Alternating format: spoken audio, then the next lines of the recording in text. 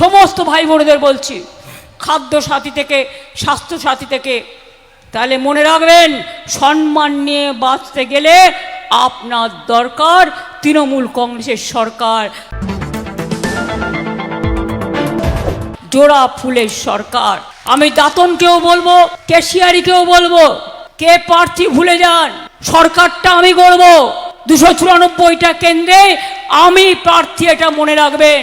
আমাদের তো লড়াই করতে হচ্ছে বিজেপির সাথে নয়, বিজেপি ফিনিশ ওয়াশিং মেশিনের সাথে। এমনকি কালকে আমার ভোট কেন্দ্রে জেনে রাখুন, আমার নমিনেশন নিয়ে, আমার নমিনেশন কাটবার জন্য ওই গদ্দাররা আমার নামে দুটো মিথ্যে অ্যাফিডেভিট করে আমার নমিনেশন ক্যান্সেল করার চেষ্টা করেছিল, পারেনি লাস্ট অবধি, কিন্তু মনে রাখবেন করেছিল, অনেক অসম্মান করেছিল যাতে আমি না দাঁড়াতে পারি। তাহলে বুঝতে পারছেন আমার ওপর যদি এই অত্যাচার হয় তাহলে আপনাদের ওপর কত অত্যাচার করতে পারে ওরা।